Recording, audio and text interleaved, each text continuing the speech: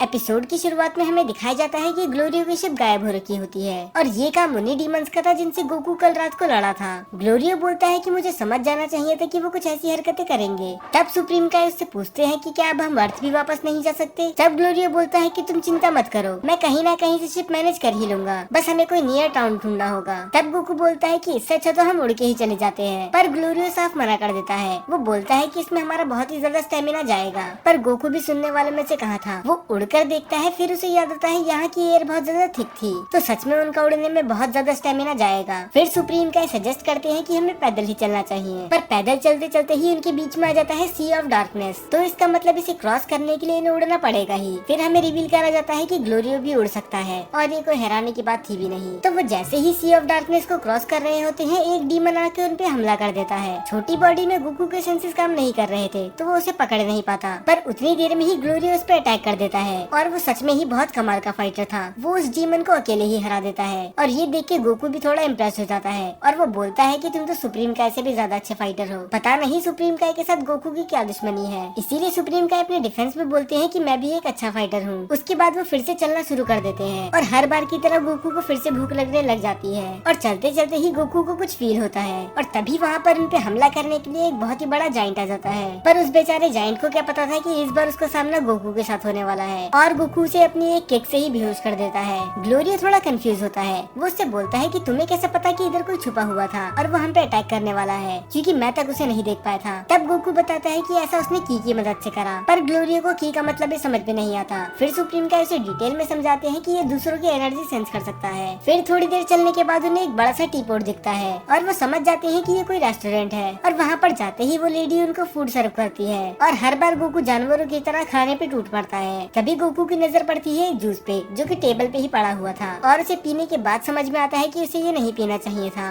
क्योंकि वो बहुत ही ज्यादा कड़वा था। फिर सुप्रीम काय ग्लोरियो से बोलते हैं कि तुमने कहा था कि तुम व्हीकल का इंतजाम करोगे। तब ग्लोरियो उठ के उस लेडी के पास जाता है और उससे पूछता है क्या उसे कोई व्हीकल मिल सकता है। फिर वो लेडी बोलती है कि इसके बारे में तुम मेरे पति से बात कर सकते हो, पर उसको तो अच्छे से सुना ही नहीं देता। तभी उसका पति आता है और वो ग्लोरियो से बोलता है कि मेरे पास शिप तो नहीं, पर स्काई सीड है और उसके लिए तुम्हें 8,000 देने होंगे। फिर ग्लोरियो पूछता है कि स्काई सीड की मदद से हम कितनी दूर तक जा सकते हैं। तब वो आदमी बताता है कि 120 किलोमीटर, पर ग्लोरियो बोलता है कि 8,000 इसके लिए बहुत ही ज्यादा है, तो मैं किसी दूसरी दुकान में बात कर लूंगा। और अभी थोड़ी देर पहले इस आदमी को बहुत कम सुनाई दे रहा था, पर जैसे ही वो सुनता है कि ये दूसरी दुकान पे जाने वाले हैं, उसके कान ठीक हो जाते हैं और वो बोलता है कि ठीक है, मैं 5,000 में ही राजी हो जाऊंगा। और दूसरी तरफ सुप्रीम काय और गोकू पूरी शॉप में घूम रहे होते हैं। वो एक अजीब सी कैंडी को देख रहा होता है, जो कैंडी का में एक बग ज्यादा लग रही होती है। तब वो लेडी उनके पास आके बताती है कि ये कोई आम कैंडी नहीं है, ये मैडी बग है, जिसे खा के ही हमारा स्टेमिना वापस आ जाता है। आप इसे डीमन वर्ल्ड की संजोबिन भी कह सकते हैं, पर इधर इसकी कई वैरायटी थी और वो उन सब के बारे में बताती है कि एक से स्टेमिना वापस आता है, एक से सर दर्द सही होता है और एक से जले हुए घाव। पर जिस मेडिसिन ने मुझे सबसे ज्यादा हैरान कर दिया वो थी फ्यूजन कैंडी, जिसको खाकर 2 लोग एक शरीर में आ सकते हैं। तो बहुत ही ज्यादा चांसेस हैं कि हमें गोकू और वेजिटा का एक नया फ्यूजन देखने के लिए मिलेगा। हमारे पास पहले से ही 2 हैं, गोजिटा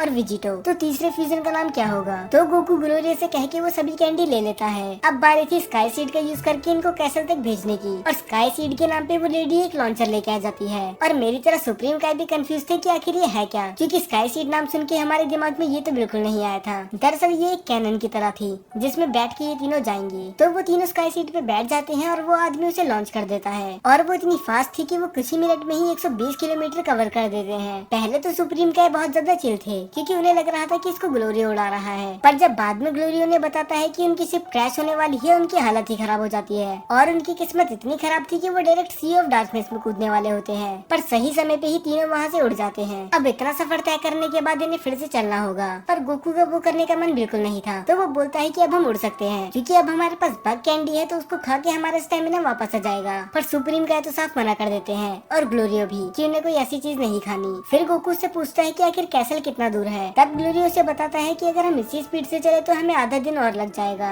और ये सुनने के बाद गोकू के मन में जो थोड़ी बहुत मोटिवेशन थी वो भी मर जाती है। तब गोकू उससे पूछता है कि यहाँ पर भी ड्रैगन बॉल्स है, क्योंकि ऐसा मुझे पिक्लो ने बताया था। तब ग्लोरियो बताता है कि यही ड्रैगन बॉल सबसे ओरिजिनल ड्रैगन बॉल है, क्योंकि ये सबसे पहले बनी थी। तब गोकू बोलता है कि हम उन्हें ढूंढ कहाँ सकते हैं। फिर ग्लोरियो उसे समझाता है कि उन्हें ढूंढने की कोई जरूरत है ही नहीं, क्योंकि हर एक डीमन ड्रिल में एक ड्रैगन बॉल है और उनकी रक्षा तामाकामी कर रहे हैं और आज तक कोई भी उस ड्रैगन बॉल का यूज नहीं कर पाया, क्योंकि तामागामी को हराना नियरली इम्पॉसिबल है। और ये बोल के उसने बहुत बड़ी गलती कर दी, क्योंकि अगर गोकू को किसी ने बोल दिया कि कोई स्ट्रॉन्ग है तो वो उससे बिना लड़े तो मानने वाला है ही नहीं। तो गोकू आइडिया देता है कि हमें तामागामी को हरा के ड्रैगन बॉल ले लेनी चाहिए, और उसके बाद हम विश मांग सकते हैं कि डेंडर को वापस ले आए और हमारी बॉडी भी ठीक कर दे। शुरू में तो ग्लोरी उसके खिलाफ होता है, पर बाद में वो मान जाता है। इसके बाद ही फिर से चलने लग जाते हैं। पूरा एपिसोड तो उन्हें चलने में ही निकाल दिया। तब थोड़ा सा पानी पीने के बाद गोकू को कुछ आवाज आती है, और जैसे ही वो उस आवाज का पीछा कर रहा होता है, ग्लोरी उसे रोक लेता है, क्योंकि ये डेमन रिम की मिलिट्री पुलिस थी और ये सभी डीमन से टैक्स ले रहे थे। और ये कोई ऐसा वैसा टैक्स नहीं था। इनका रूल ये था कि इन्हें 3 सोने के सिक्के देने होंगे, और जिसने भी नहीं दिए उसकी लाइफ से 9 साल ले लिए जाएंगे। तो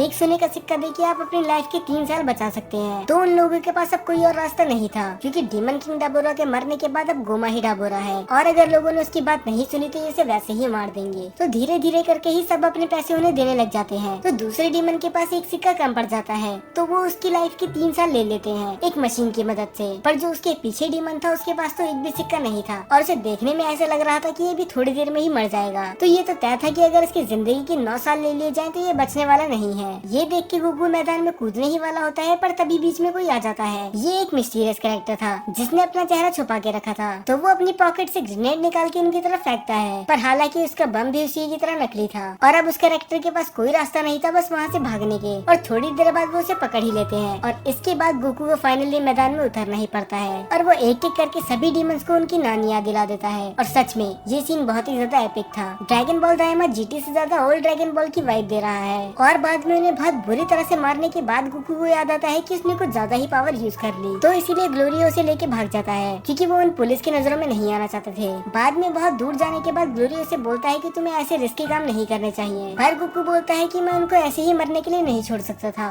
तो मुझे बीच में आना ही पड़ा। और इस बात से तो सुप्रीम गाय भी एग्री करते हैं। और तभी किसी के पीछे से आवाज आती है कि तुम लोग कौन हो, और ये कोई और नहीं, ये वही कैरेक्टर था जिसको हमें थोड़ी देर पहले दिखाया गया था। और फिर वो कैरेक्टर अपना मास्क उतार लेता है, और ये एक छोटी बच्ची थी। और इसी के साथ ये एपिसोड यहाँ पर खत्म हो जाता है।